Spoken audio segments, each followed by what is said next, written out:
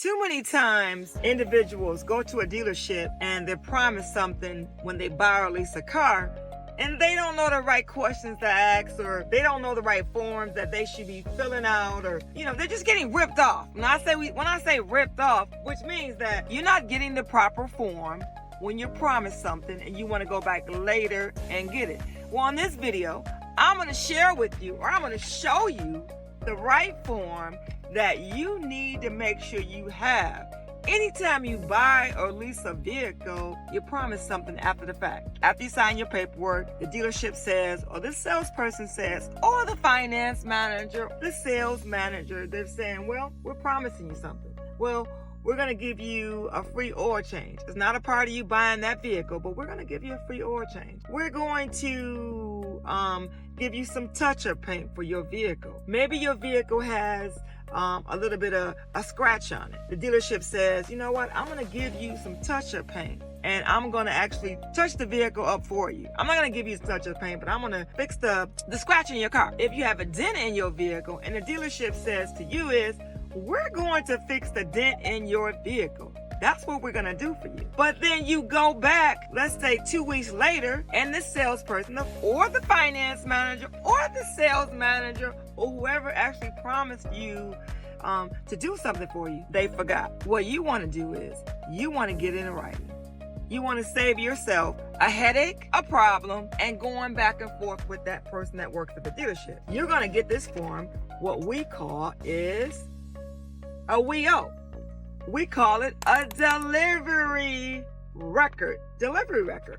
And on the delivery record, it has the person's name, your address, the city that you live in, your zip code, your stock number to the new or used vehicle that you actually purchased or leased, the model, whether it's a Chevy, whether it's a Buick, whether it's a GMC, or whether it's a Cadillac, a Mercedes, a Ford. It doesn't matter what vehicle you buy, but they're going to put the model right there. Then they're going to put the VIN number to your particular vehicle that you lease or that you purchase. They're going to put your VIN number in there. Why? Because that's the vehicle that you actually have. Now, you got to make sure it matches. It's because this is your piece of paper that will save you a lot of headache, a lot of problems and issues later, because you have the proof in the pudding. We call it a WEO. But besides the VIN number, you're going to have the keys door. Is it one keys or is it two keys? And then you got to have a customer acknowledgement. We call this a checklist, a WEO. You're going to have options and operations have been demonstrated. Did that person walk around your vehicle and show you how that particular vehicle worked? The service maintenance schedule has been explained. They told you when you need to get your oil change done. Did they change the oil? Have you had a tour of the service department and understand the hours and scheduling practice? Have you visited that particular service department? Do you know the hours at that dealership to get your vehicle serviced? Receiving owner's manual. Looking in your glove compartment to see if there's a manual in it. Receiving and understanding the warranty manual. This is very important because you need to know what's on your warranty and what's not on your warranty. And what you need to do is just make sure you ask a lot of questions. The next one, gonna make sure that you have a full tank of gas. A full tank of gas. Yes. Does your car come with a full tank of gas? Do you have gas in your car? The next one, review a customer satisfaction survey. Now, if you buy a new car at any dealership, there is going to be a customer survey. But if you buy a used car, it's probably not going to be one. But any additional equipment services are listed below. On the bottom of this, I went through this whole form. It's going to be sample form. It's going to be a WEO. Any additional whatever promised to you, any additional whatever, whether it's a key, whether it's touch-up paint, whether it's an oil change, it doesn't come included with your vehicle, it's going to be right there. So on this particular form, which is a sample form, it says we owe you one additional key. One additional key. It's right on there. One additional key. It's in there. And then after that, I acknowledge that I received a wheel lock key. Now, some of these cars right now are not really coming with wheel locks. But General Motors cars, some of them used to come on the invoice, which means that they came from the manufacturer. They were automatically on the invoice and you're automatically being charged and you couldn't take them off. The wheel locks. And the wheel locks are the locks to make sure that when your tire comes off, that you have your lock to get your tire off.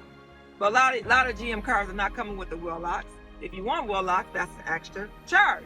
But anyway, if you want an additional wheel lock on your vehicle, it would be number 1 or number 2. That means that the dealership promised you that and they owe you that.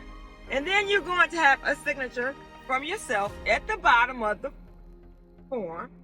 And then you're going to have a manager, key on the we owe form. A manager needs to sign this, right? Why? It's because the manager overrides the sales. If the salesperson's not there, then you can ask for a manager. This is like the Bible. This is like your credit card. Because instead of using your credit card, you have this. This is gonna help pay for whatever they promised you. This is important. And the reason actually I wanted to go over the we owe form, because I had a customer come back 4 months later after getting a vehicle from me. He said that I promised him a key. When I looked on the we owe and the car deal, and his car deal that he purchased, this form was signed. It was nothing I owed him. But he said I promised him a key. So if you are promised something at a dealership, make sure you get it in writing. This is the Bible. We at dealerships, we sell so many cars. We cannot remember what we promised, what we said we were going to do. And I mean, we just can't. Dealership sales, I mean, on a monthly basis, they might sell between 200 to 500 cars. Well, yeah, that's a wide range, between 200 to 500 cars. Just depends on what dealership it is. But the salesperson can't remember the car deal from 1 month to another, let alone from one car deal to another. Now, we might remember your face, but we might not remember what we promised you. So please do me a favor, get it in writing. Again, my customer said that I promised him a new key. You know, he bought a used vehicle, but I promised him a new key. And he came back 4 months later. And you know what he did? He sent somebody else to get the key. Then he said he talked to somebody in service. He never talked to me. We had a conversation when he first bought his vehicle, and I told him I couldn't get him another key. He whined, complained, practically cried. And I said, sir, if it's a used car and the person that traded the vehicle in, if there's one key, we give you one key. We don't make second keys on all our pre-owned vehicles. And he understood that. But he came back 4 months later and wanted a key made. And I pulled the we owe, and there was nothing on here. So this we owe is the Bible. Use it. You buy a used car, a new car, get it right if somebody promised you something. You know what you'll do? You'll thank the queen later. You watch this video and you watch the whole thing. Subscribe to my YouTube channel, Regina, the queen of car loans. Regina, the queen of car loans. Subscribe right now. You'll be notified every time I do a video.